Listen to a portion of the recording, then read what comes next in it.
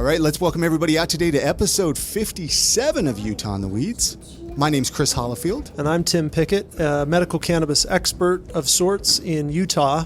And we're talking today to Maddie Morrison. Yes, right? a patient as well as she works at Deseret Wellness in Park City. Yeah, like the Deseret Wellness in Park City is on Kearns, and it's hard to find, and we talk about that in the podcast, but she's really fun to talk to. This was a good episode, and I liked the discussion that we had around like her growing up and her experience with her family. I remember that. That was good. Yeah. We don't want to give too many spoilers here. Right. We'll get into that podcast, or we'll get into the interview here in just a second with Maddie. Got a little housekeeping. There's a new pharmacy in Brigham City. Yeah. Beehive Pharmacy that we already know and love in West Salt Lake, right across the street from where we're recording here today, but also in Brigham City. Do you have the address of that? I do. It's 870 West, 1150 South, Suite C, Brigham City, Utah, 84302.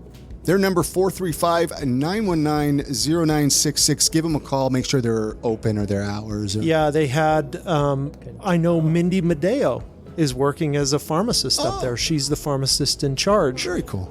So very cool place. Excited to see that pharmacy, the northernmost pharmacy in Utah, open up and give access to people who are way up there.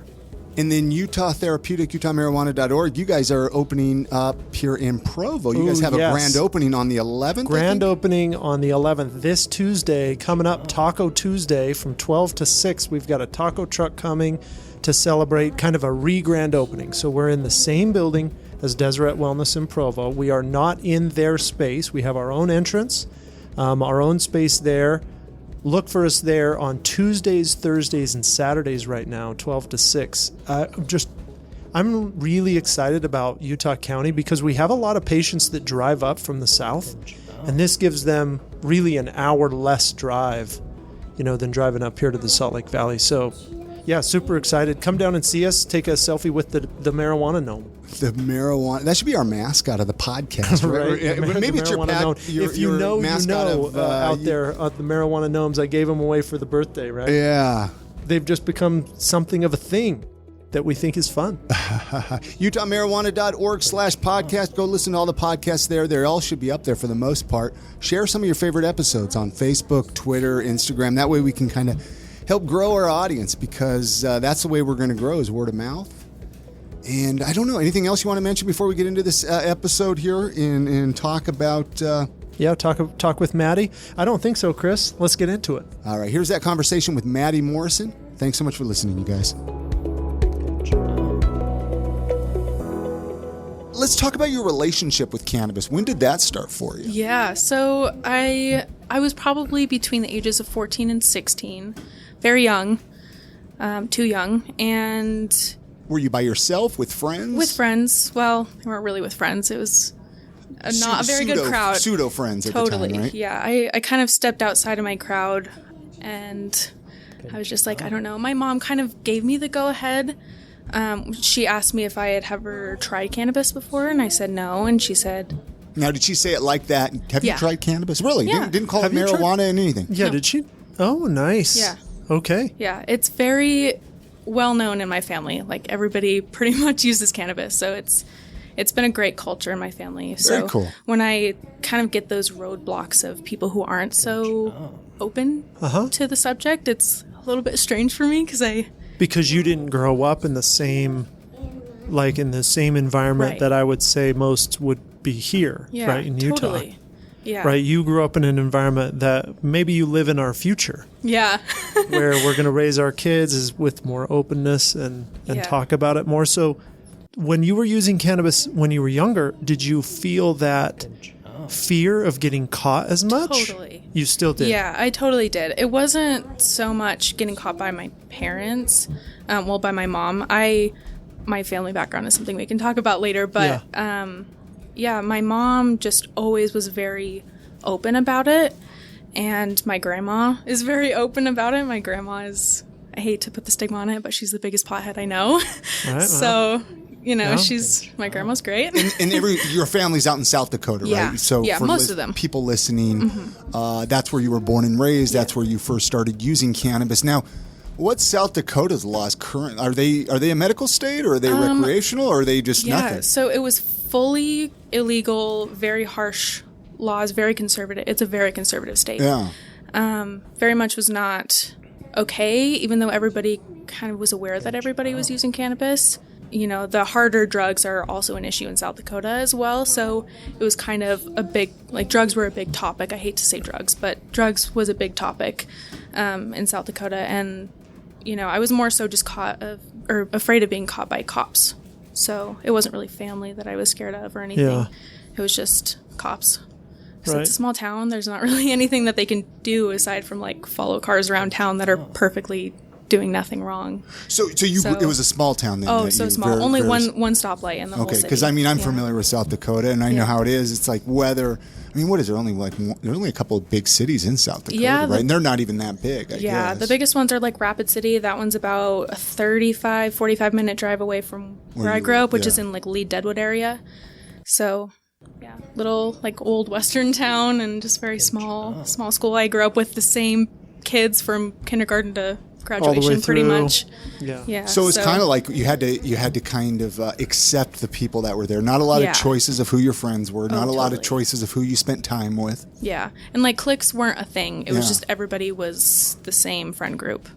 So it was a very small town. So everybody knew everybody's business, and that even though I used cannabis as a very young kid, everybody did. So it wasn't I wasn't Right, scared about my peers knowing.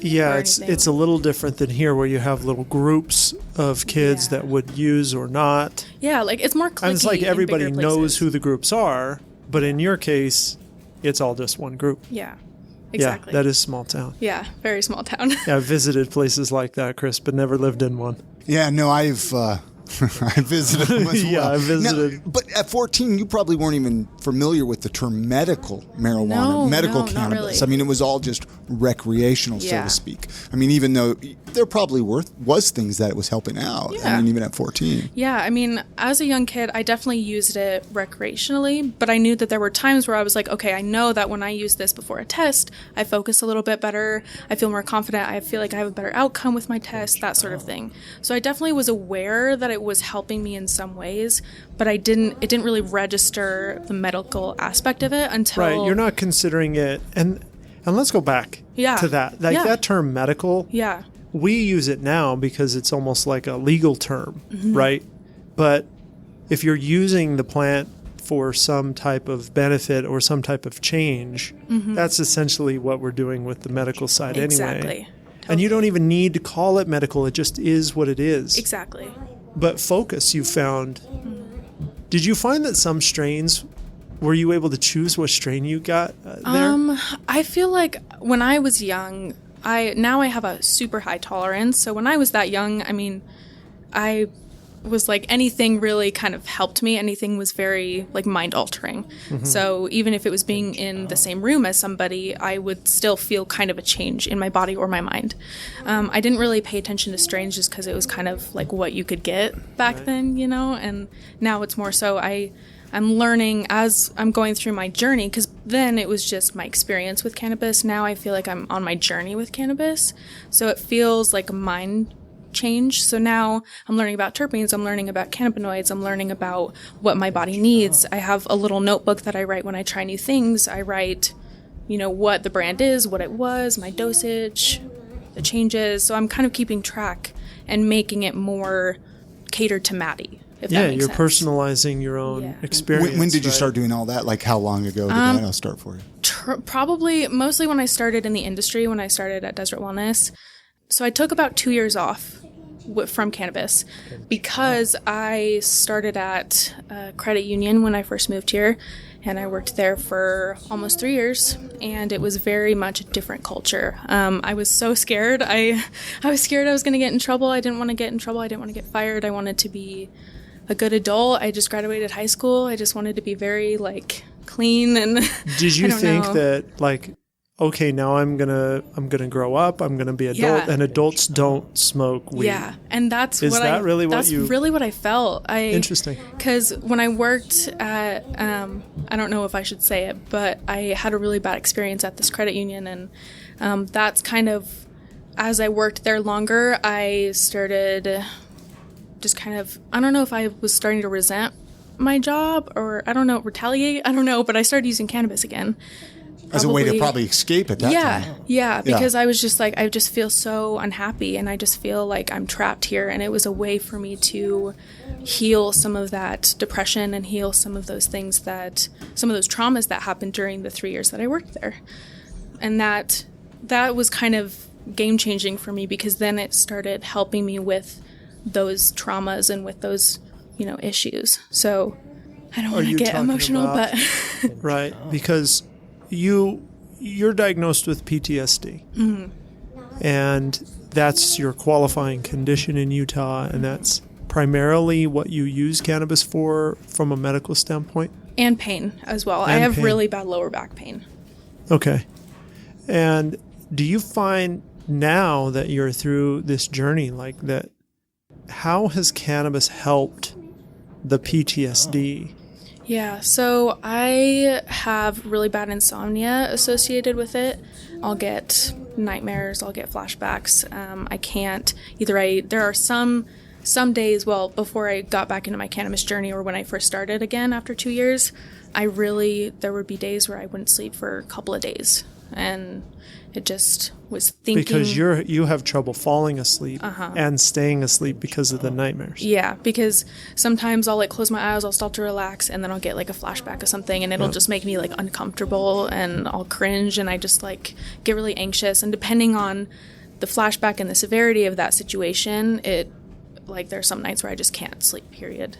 So with cannabis, it's if I have a higher dose edible, that's the biggest part. That's the biggest help for me is being able to fall asleep, stay asleep, not have any nightmares. Usually I have really great dreams or no dreams at all, and I'm just out. Does it help you wake up refreshed in the next morning? Because that's the worst, is when you don't wake up and you just feel like you didn't sleep at all. Yeah. Right. Yeah. Well, there's some days I feel a little foggy, but it's normally for because I go back and forth between wanting to drink coffee and stuff and not. So I feel like coffee helps me kind of get rid of that fogginess, but if I don't, I definitely have a little bit of fogginess for a couple hours during the day. Okay. So in the morning. Yeah, in the morning, usually for 2 hours. Yeah, it's really it's been a fascinating topic for me lately too. We've done a lot of different content on Discover Marijuana on the YouTube channel with Blake Smith and I talking about PTSD and the sleep specifically with cannabis. The research is that it's great to help people fall asleep, but kind of at lower doses unless you have a higher tolerance, maybe like you. But one of the things it does really well is suppress dreams. And it's it's one of the best reasons to use it or that people use it for PTSD. But dosing wise, how much do you usually take? What's the sweet spot for you? So I use cannabis throughout the day from the time that I wake up to the time that I go to bed. Sometimes if I wake up in the middle of the night, I'll take a drag off of my vape, a couple drags off of it, and then I can fall back asleep. So I'm really consuming most of the day, not while I'm at work. But if I take a lunch break, I'll have my vape throughout the day. Or if I get anxious, if I go to the store, I hate shopping in stores or going to restaurants or things like that, I take my vape with me and I feel like I can be present. So as for edibles, it kind of changes. Because my tolerance is so high, I'm trying to step away from edibles for a couple of days and just have lower dosing. So that way I can decrease my tolerance a little bit, because it's so expensive to have a high tolerance. Yeah. So do you give yourself breaks at all? I try to, but it's so hard because I know that it does help me sleep, that I'm if I don't take it, my tolerance will build back up, or but if I don't take, or if I do, you won't get any sleep. I won't get sleep. So can we talk about this a little bit more too? Because have you ever, or when was the last time you had 48 hours totally cannabis free? Probably, a few months. It's been a few months. I'm trying to think. Yeah, it's probably been a couple months. Can you remember? Can you remember how you felt? I I definitely felt crankier. Yeah. A little bit crankier. You don't sleep as well. You're a little Yeah. crankier. Yeah. And I'm cranky because I can't sleep. I mean, the reason why I ask Yeah. is that it really is like people who use a lot, not people who use a lot, but people who use very consistently. Yeah, you're going to get some withdrawal type totally. symptoms, right? It's like if you don't have coffee for a couple days, you get a little bit. It's kind of the same thing, Yeah. right? You get that coffee, you get the caffeine headache if you don't Yeah. have your morning coffee. Yeah, Right? I mean, of exactly. course, if you're using something every day, you're going to have some withdrawal. Right? Yeah. Like exactly. symptoms. They're not dangerous, but No. Yeah. but it happens. Yeah. And it's not like I'm angry. It's just like I just feel a little sensitive. I don't know. There's not much Yeah. that you can do to get over that except just not consume any, right? I mean, there's not Right, like any yeah. other tips or tricks or things you could Yeah. do. I mean, some people take 48 hours off of THC only, and so they'll ramp up the CBD, CBN. Who was that we chatted with? We chatted with somebody. Yeah, I and forgot he who it does was. that. Yeah. He the coder, Yeah. and so he'll do that, and then other people just force themselves to do 48 hours or however many days, 24 hours, right? Yeah. And to patients we recommend that once every quarter you take 2 days off. Yeah. Then day 3 you go 50% of what you took before. Day 4 still 50%, and then as day 5 and on you can reset your tolerance and you spend less money and you really rebuild the receptors that are kind of down regulating. There's not as many when you're chronically using, Right. but it's not that you're still not getting the effects. You're still getting the effects. It just takes a little more to get to that point. Totally. And mostly we're talking about THC in that case, not really the other cannabinoids. We don't know enough about the other cannabinoids to know whether you're building up a tolerance to them. Right. Yeah. And there are some days, I don't know the last time I took several days off, but every now and then I take like a day off if the day before I had too much THC, because there are some times where I'm like, okay, how far, Right. like if 35, because right now 35 is like pushing that line a little bit for me right now. 30 is probably Milligrams, better. like a Milligrams. milligram edible. You Yeah. can take a 30 milligram edible. And it's right, yeah, it's you're- good for bedtime. you're in the zone. Yeah. So if I test it a little bit more, because the highest that I found so far, I don't know if it's just because I'm just getting it from where I work, but is the Oak Ridge Orange Cream ones. They're 30 milligrams. If I need to add more, I just add a tincture to the edible and increase the dosage on the edible. So This is kind called of- layering, folks. Yeah.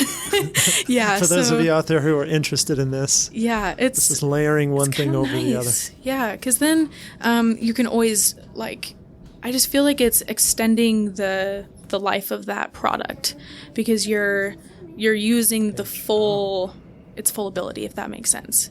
Because if you have a higher milligram and instead of having 1.5 or 1.25, if you have even higher tolerance than that, or if you have a super high tolerance, you don't have to take multiple edibles. You can take one and you can add 2 drops from a tincture and that's perfect. So I just feel like it maximizes Yeah, the that's a product good way and to the do money. it. Yeah. I like it. I think that's what everybody should be doing is kind of trial and error, trying different things out, seeing what works and seeing what works for you. Kind of in how you said, like with a journal. Yeah. Kind of making notes of that. Do you refer back to it a lot? Kind of saying, oh, Yeah. okay, I see what I was doing Yeah. there. And At work, because there's a lot of downtime because we're new, we're not super busy. I've been doing we'll talk about this so much research. because I'm Yeah. really excited about Park City Yeah. and the whole setup up there. Oh my gosh, it's awesome. It's really cool. I love my job. I haven't been able to say that yet, but I love But my I job. imagine that's good. I'm sure we'll shout out to Jeremy. Totally. He'll be like, oh yes. I know. But it's not that busy, and you've got a little downtime. Yeah, so I've been doing a ton of research. I've already gone through 2 notebooks since we've been open for like a month.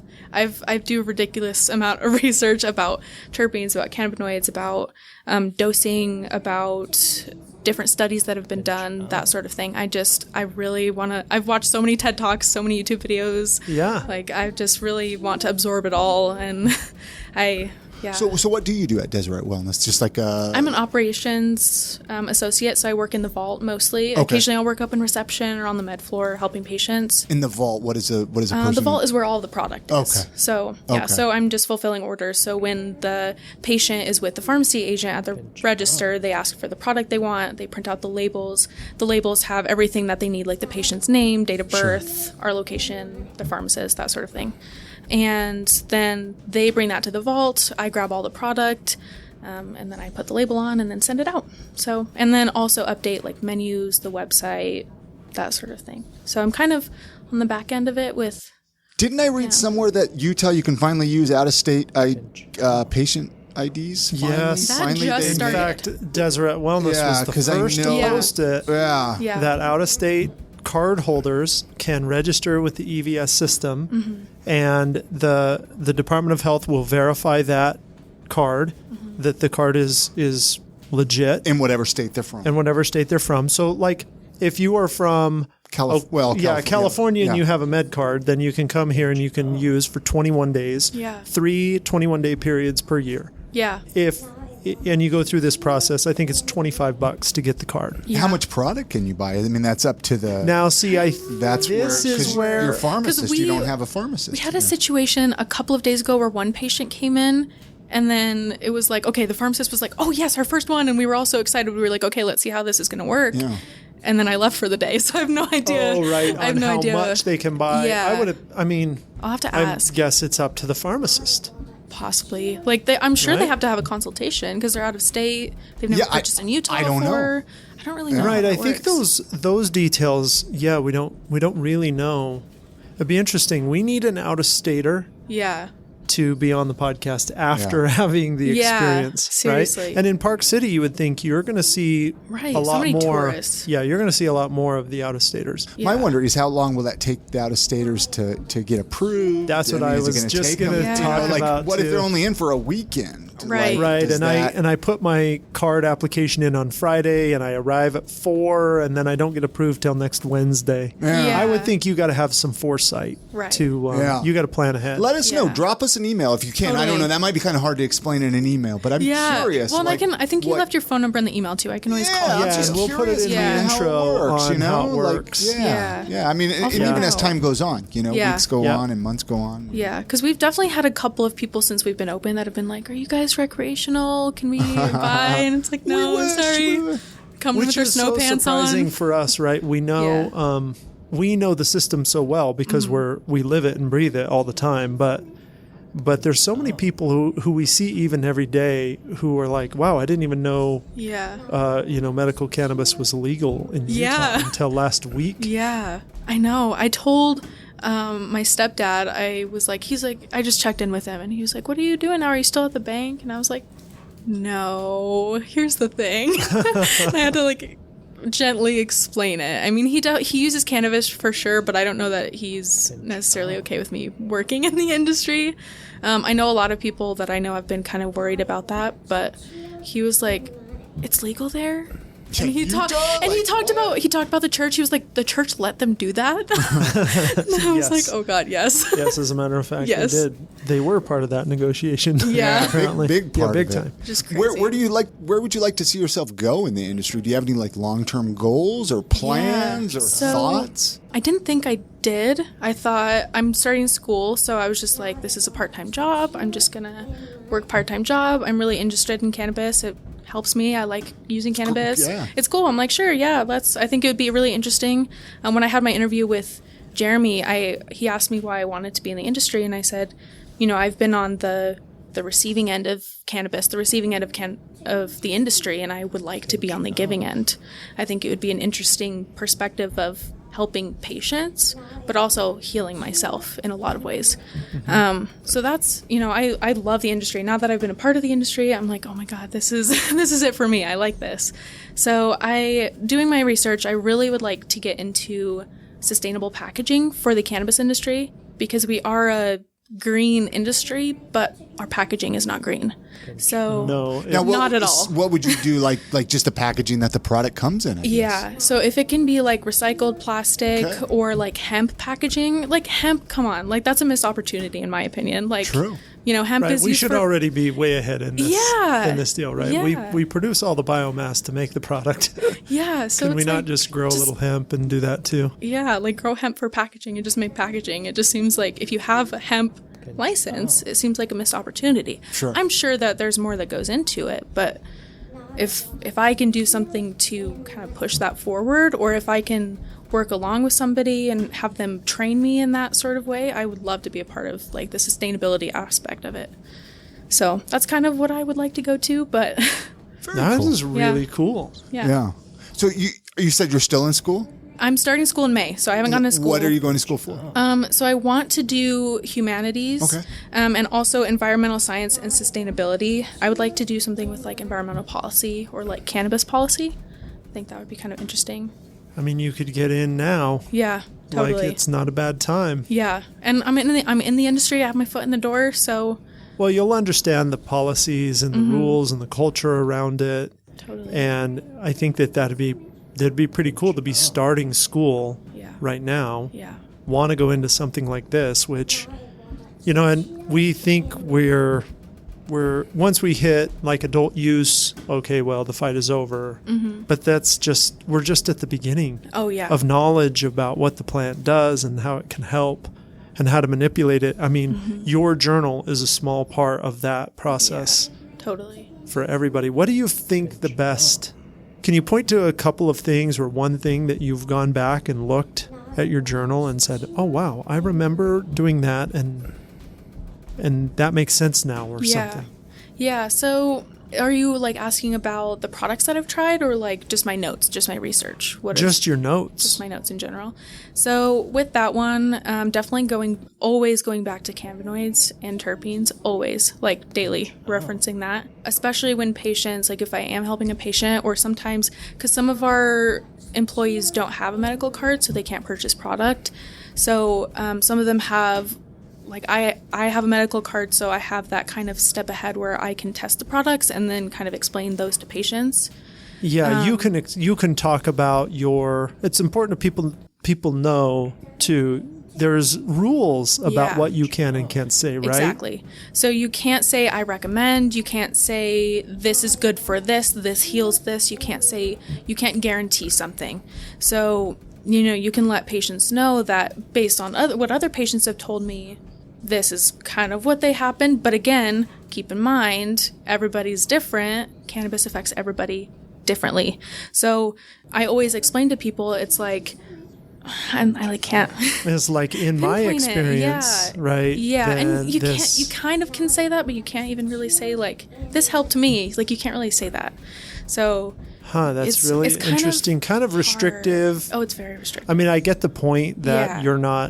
you have to be careful in which way you're acting to a patient, to a medical patient. It's not like you go into the pharmacy and the person behind the pharmacy desk says, "Oh yeah, this Benadryl is good for this," although don't they?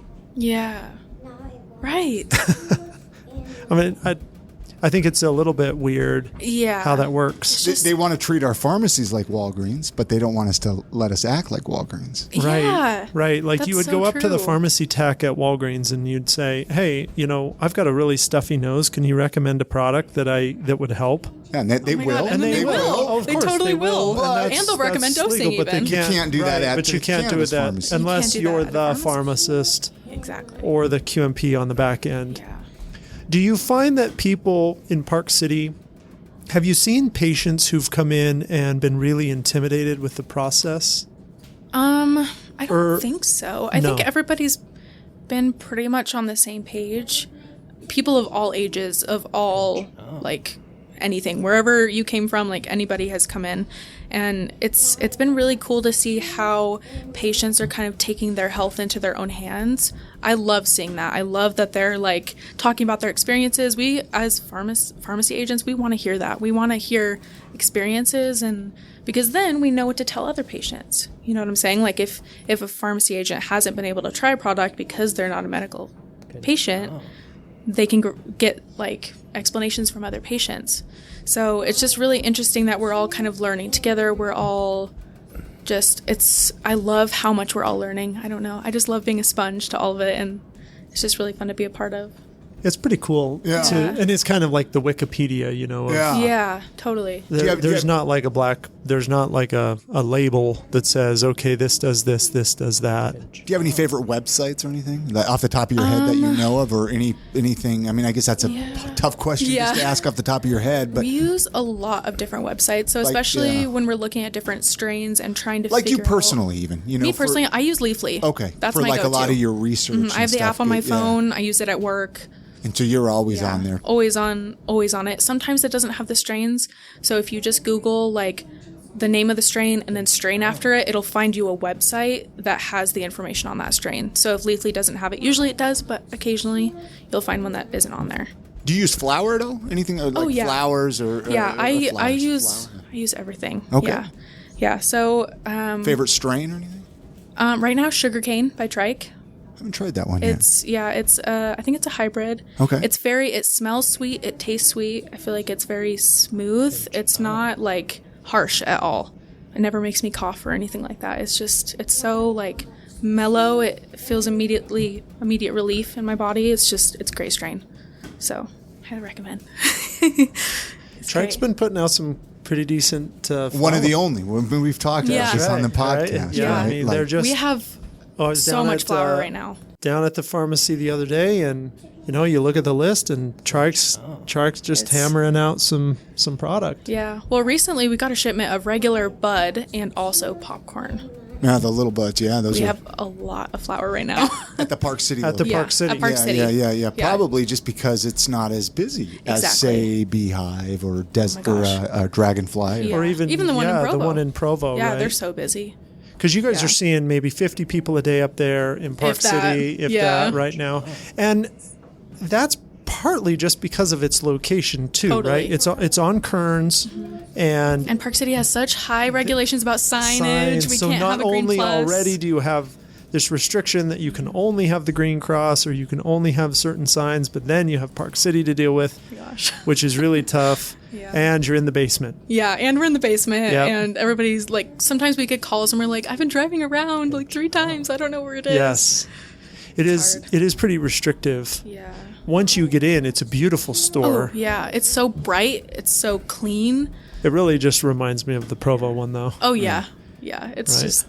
Yeah, it's like a basement. Have you got to work out of the Provo one at all? Just one day. When I was hired on, I was still working at my last job. Okay. So I had put in my 2 weeks, and then like the day or two after I put in my 2 weeks, I did my training day. Oh. So then I just had a couple weeks to finish out my last job, and then we started right away in Park City. So didn't really have a lot of training ahead of time. I kind of was thrown in, but some of the other pharmacy agents did train for a while before, like Carly, for example. Shout out to Carly. She's awesome. She just got promoted to assistant manager. So very cool. Yeah. Cool. But she's been working there since the Provo store started. Yeah. So she's been there a while. But this is the thing about the cannabis industry is there is a lot of room for growth. Yeah, totally. In your career. Yeah, and Jeremy, when we all started, we all met each other pretty much the same day for the most part. Some of us met each other like off on random days, but Jeremy got us all together and he said, wherever you want to go in this industry, we will get you there. Just learn as much as you can and teach each other and grow as much as you can, and we'll get you to where you need to be. So yeah, it's a good company to work with. It's been my favorite job that I've ever had. The coworkers, amazing. The industry, amazing. Everybody I've met, every patient I've met have just been amazing. Can you imagine working in a regular pharmacy and how much different it would be? No. I don't think I can do it. I don't know. I love my job. I don't want to leave. As far as your health, do you feel like your health has really benefited from cannabis? Yeah. Like, what's the biggest thing that it's been able to do for you? Mood boosting, 1,000%, and sleep, obviously. But a lot of it was just depression, and it really relieved a lot of that. Like, I can easily say that before I got into my cannabis journey, I definitely was more depressed and more just... My mom used to say, do you have a tummy ache? When I was saying, it's like everything is happening to you. You think it's tummy ache. Yes. So, when I was younger, it definitely felt like that. And as I got more into cannabis, it was more just like, I feel more accepting. I feel happier. I feel like I'm more energized. I can sleep more. I feel like I can be fully present at my job. It's just, I don't feel like I'm daydreaming. And it's weird how we hear all these stories here like this, Tim, from most people that come on the show, but then yet cannabis has such a bad stigma in some people. Oh, you're lazy. You don't get anything accomplished. You just sit on the couch and eat. When did that happen? Like, how did that? What happened there? Like, what? And it's like, okay, I totally do that sometimes. Yeah, but I do that without. Exactly. Right. I mean, if you want to do that, you're going to do it. You're going to sleep in. You're going to. Yeah, I mean, Americans watch like something like 6 hours of TV every single day. Whether you're, and there's only a small percentage that are using cannabis at all. I totally agree, but I think, I mean, that's why we're here, right? Is these, it's one person at a time, and then that one person has a good experience and gets some relief, feels a little better, tells 2 people that, hey, you know what? I quit taking my Ambien because I take this 5 milligram edible every night, and man, I sleep better. I don't walk around in my underwear out in the neighborhood, and you know, eat a block of cheese at 2 a.m, and you know, I'm good. Yeah, it heals so many people, and I think it's totally fine. Get high, use it recreationally, whatever you want to do, but when you can use it medicinally and you do recognize it's helping me, it's healing me, it's helping me be a better person, a better human, like, I'm sold. You know, it's such a great industry to be in. And I think having these conversations, I think we just need to keep having them, because if we keep having these conversations, we are going to remove those stigmas of, oh, you're just a lazy stoner. And I think a lot of those stigmas are disappearing. Right. I think a lot of them, quickly too. If you look at like how quickly things have progressed over the last few years in all 50 states, it's been fun to watch. Yeah. Yeah, it has been really fun to watch. Yeah. And I think the mental health aspect of cannabis, although I think it's a little more complicated than the physical side. Like, you know, back pain, I think, is easier to treat with cannabis than the mental health side, because the dosing and the cannabinoids, they just play a little bigger role than just the THC in mental health. And I have crippling anxiety. I will hide in the bathroom or like leave. I know that. Or I will leave. I know that. Like one. I have crippling anxiety. So it helps me feel like I can have conversations. And like today, I had an edible before I came here, and I feel great. I feel like I can have these conversations. I feel like I can be myself and feel comfortable. And I think that's important, because if we all can feel that way, if we all can feel normal, normalizing it is a huge step forward. Everybody deserves that. Yeah, for sure. Yeah. Yeah, I really like the idea of being able to destigmatize it and just introduce people to the option. You know, that, hey, this is okay. It's okay to experiment a little bit with something that's relatively safe. And if we've decided as a society that you're going to do that under the care of a provider, which is great. That makes it even, I would say, even more legitimate and more safe, quote unquote, I guess. I'm sure some people would disagree with me and just want to go do what they want. On the other hand, the great thing about cannabis is you can kind of do both. Treat your condition and get the creativity that you want when you because you can kind of manipulate it when you learn how to use it. Right? Totally. And I love the idea of having patients taking their health into their own hands. I know I said that earlier, but I love that aspect, because I'm all in for holistic medicine, and I don't know, it's cliche to be like, oh, big pharma, but you know, I don't know. I just love the idea of taking your own health into your own hands and having those conversations with people who may not agree with how you're medicating. And that's fine. Not everybody is going to be on the same page, but I think that just having these conversations is a step forward. Absolutely. Like recently, I had a conversations with one of my partner's family members, and her family is very much not okay with cannabis, and they don't know that I have this job. At least some of them don't know that I have this job, and they live in California, so they probably won't listen to this podcast, and if they do, that's fine. But he visited here for a couple days, and I had the conversation of, what are your thoughts on cannabis? And he had a really, really, really bad experience with cannabis when he was younger, and so that's why his family is very much not okay with it. He kind of went into a paranoia and kind of had some psyche issues, and you know, he feels he's better now. He's definitely better, but he's still recovering from that. And it is very rare for that experience to happen. And that's why they say people with schizophrenia or paranoia or those kind of things shouldn't probably use high levels of THC because it can enhance those effects. So and it's important to talk about those too, because so often we talk about like, it's good for you. Smoke some weed, it's good for you. Yeah, it's safe. But there are people that it affects negatively. Exactly. And I was going to ask you, I mean, can you remember times when you've taken something and you've really gotten the wrong direction? Totally. Your anxiety's gotten worse. Yeah, especially when I'm using the tinctures on top of an edible, because they both give you different effects. And so when you're adding two different, because they affect your body differently, tinctures versus just regular processed edibles. So when you're adding those together, plus increasing your dosage, it definitely can give you a lot of psychoactive effects.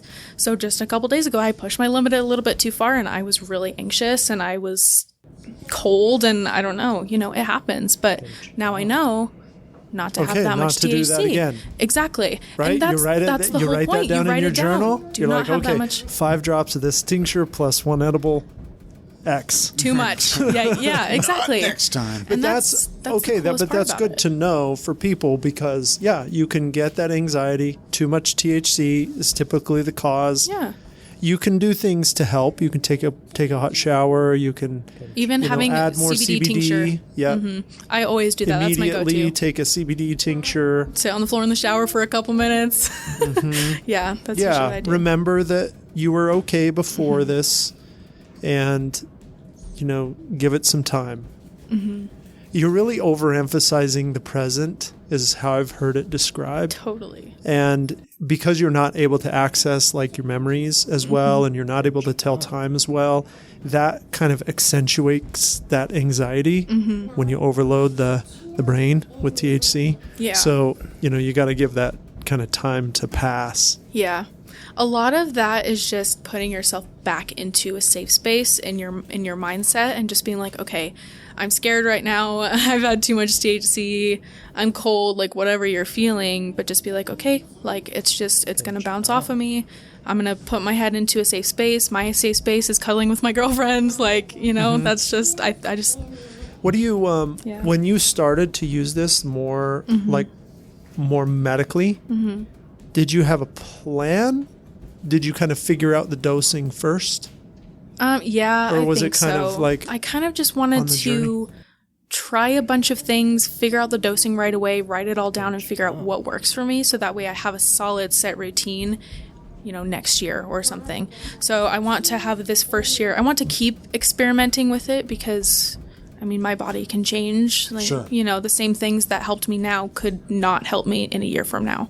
So I think the biggest part of it is just keeping an open mind, trying anything that I can, and just making sure that I keep track of it and keeping an open mind. And then, if I do get anxious, then I'm like, okay, that's not for me. That's fine. I'll move on, or I'll decrease the dosage, or whatever the case. Or if I'm like, okay, so that tincture helped me feel good for about an hour, but then after that, it made me feel really anxious. So then I know, okay, maybe I'll decrease it by 5 milligrams or something. So I'm very hyper. Probably because I'm a very anxious person, I'm very hyper aware of my body, of things around me, of what I'm hearing, of what I'm tasting. Like, I'm very hyper aware of everything. So whether I'm using cannabis or not, I'm always hyper aware of how my body is feeling. So I think that definitely helps with my journey, because I feel like I'm way more in tune than I used to be, or than some people that I know who use cannabis. Mm-hmm. What would you tell somebody listening that just started using and they don't know where to, where to go, what to look at? They just got their medical card. Mm-hmm. They maybe been to a pharmacy once or twice, but they're still really, really new. I would say don't start with edibles. Okay. Because even 5 milligrams, if you're starting, start with like 5 or less, or like 2.5 or something. Just start out with like a good 1-to-1 of CBD, THC. Start low, go slow. That's the best thing with cannabis. But for me, I'm glad I didn't start with edibles. I didn't have an edible until I was 20.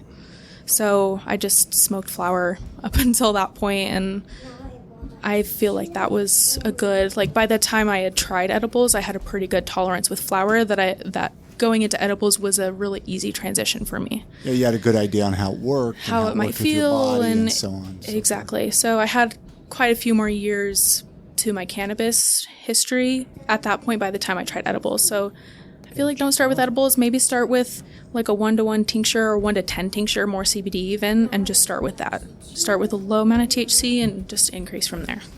Good advice. It is great advice. Yeah. And, even if you want to get high, you want to feel that edible high, I would say don't go there, because that's not a good mindset. Don't consume cannabis with the sole purpose to get high, because once you're there, you could be anxious. You'll be like, oh my gosh, this is too much. You'll be very hyper aware of how high you really are. Yes, you're hyper aware. Again, you're overemphasizing the present. And that it just makes you really aware of how things are going. And edibles, you're in for a long ride. Oh my gosh, they last so long. They last a long time. Whereas if somebody was, I guess, headed for that, maybe a vape cartridge would be a little bit better choice. Totally. Vapes are great for like microdosing. And if you get a little too much, it's only going to be an hour or two. Yeah. Totally. I like vapes for that aspect, because it's quick onset, it's discreet, it's microdosing throughout the day. You could take one drag off of it and you're like, okay, all right, I'm good to go again. It's kind of just like a little sip of coffee or something. I don't know. A little get up and go. Yeah, exactly. I like that we've been comparing cannabis to coffee today. Yeah. A little stimulant. That's all me. I love coffee. Yeah. I mean, there's two of my favorite things. Right? Yeah, same. They go together. Coffee and cannabis. Coffee and cannabis. Yeah. I'm so glad we got you on the podcast. Yeah. I'm glad you reached out to come on. And was there anything else you wanted to talk about? Was there anything else you wanted to make sure to discuss or say on the microphones before we wrap this up? Totally, yeah. So I think my biggest advice, and I don't want to put a heavy weight to advice, just I recommend going slow, experiment, but don't push yourself too hard. Don't be too competitive with yourself to the point where you're like, oh, 5 milligrams, that's not enough. And just lower your ego a little bit and have a lower dosage, and you'll be okay. Be a cheap date. You know? It's not a bad thing to have a low tolerance. Yeah, don't be competitive with yourself. Yeah. Don't get that ego. Don't try to compete with yourself. Good things to tell. Yeah. It's good things to tell people. Yeah. Especially here. There's a lot of people who are trying this for the first time. Yeah. And it's opening up, like we talked about. Not everybody loves it. Right. But there are certainly more people who want to try it. Yeah. Than ever. Absolutely. And also just have conversations with people. Don't, it's a heavy topic. I totally get that. But I think it's good to have these conversations with people and just be like, hey, what is your stance on cannabis? Or I don't know, just start a conversation with somebody and pick their brain. You'll be surprised at how many people you never thought knew anything about it. Yeah. Use a little tincture every night to sleep. Oh my God, yeah. And it's crazy because my partner's family member, the one that I talked to about cannabis, I was like, what's your stance on cannabis? And he was just like, well, I don't have the best history with it. My brain doesn't react well with the THC, but if you use it, so what? Yeah. And I was like, what? I did not expect that, because my partner was so do not tell him, do not tell him, do not tell my family. She's very scared of them being disappointed in her or them not liking me or whatever the case. But he was so open about the topic and was interested and wanted to see what products I use and wanted me to explain them to him. And he knew a lot already. He knew a lot about cannabinoids already. And I was just I was so surprised having that conversation with him.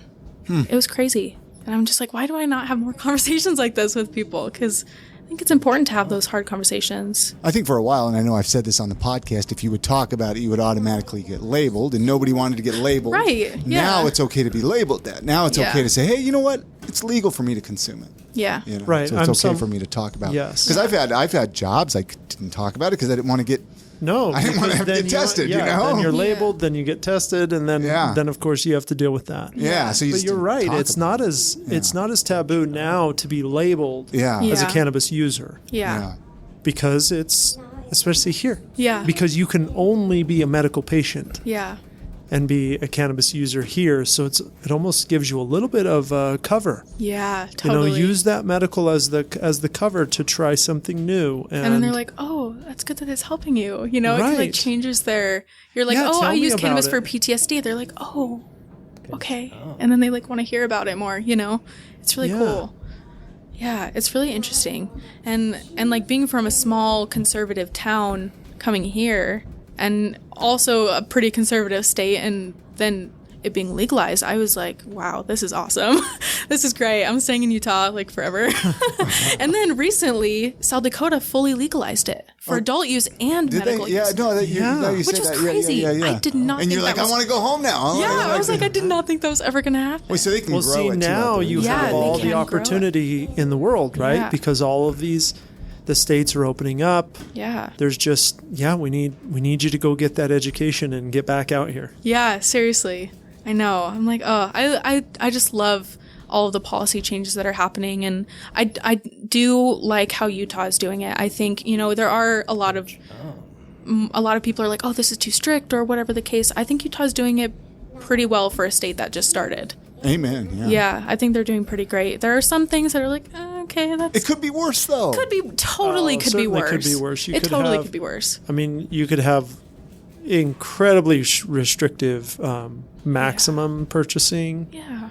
Like Georgia, you could have low THC rules where everything has to be under like 2%. Yeah. Yeah, I think South Dakota, I think it's like 2 ounces now, but Utah's 4. So I'm like, Utah is, I'm fine. Like we're doing great. We're great. And the fact that you can get, totally get better. flour here. The fact that you can go and get it the way it is, not how they even first. I mean, originally it's gonna be in those blister packs. Yeah, the blister packs. Remember those conversations? And that would have been goofy. That would have been goofy. Been totally. You'd have had to have you would have had to cut up the buds. Yeah. Right? You would have had to destroy them just to get them in the package. Oh my God. In the blister pack. I can't even imagine. Yeah, I can't imagine. No. It wasn't a good. Was not a good system. No. How can listeners get a hold of you at all? Like, do you have a Instagram? Or I know some of the people that come on here even have Instagrams where they share their cannabis journey. I don't know if you do any of that. I don't. I mean, I have an Instagram. I don't really go on it. Okay. So it's just or an email or I don't know. It's a way for people other patients to get a hold of you. Maybe. Yeah. We can do my Instagram. So _hippie Sue _ Yeah, or just Maddie Morrison. You can just search me up on there. Okay. So, yeah. Awesome. Yeah, I'm always happy to answer Deseret up questions. In Park City. Yeah, seriously. We're so slow right now. Come in. Guys. And, so this is a good, when this airs, it's still going to be, it's not going to be outrageously busy in Park City. No. Deseret Wellness, Park City. It's on Kearns Boulevard. It's in the basement, just under the lighting store. I can't remember exactly the address there, but. 1351 Unit B. Unit B. What's DeseretWellness.com is probably the website. Yeah. Or .org. You can just look up Deseret Wellness Park City too. Okay. You can look up their menu. And you can go in. They have plenty of flour up there. Take a drive. Oh my gosh, yeah. It's beautiful. And the menu is a little bit hard to find. If you just search up Deseret Wellness, it'll immediately go to the Provo menu. So you actually have to click up on the menu box and then physically click on Park City, or else it'll automatically go to Provo. And then, we have a ton of flour right now. I think we probably have the most flour out of any of the pharmacies right now. Are you guys open on Sunday up there? We're open on Sunday. We're good Sunday closed. Drive up to Park City. We're closed on Tuesdays and Wednesdays. We're open the other days of the week. So go up there, have some breakfast. Very cool. Yeah. Do a hike, get your medicine. Yeah. Perfect. Well, thank you so much, Maddie, for recording Thanks with for having us. Me. Absolutely. And go to utahmarijuana.org/podcast. Listen to all the other podcasts. We should be in all the podcast apps to subscribe. We're here every week with a brand new episode. And if you want to come on the show, if you're a patient or a pharmacist, whatever, if you're involved in the cannabis industry, reach out to Tim or myself. And we'd love to have you on. We'd love to have you on. Probably. Yeah. Why not? Right? Why not? We need all comers. Yeah. Yes. So. We need all kinds of stories. Anyway, that's it. Anything else either one of you want to add before we end this episode up? No. Thanks so much everybody. for your time. All right, everybody. Stay safe out there.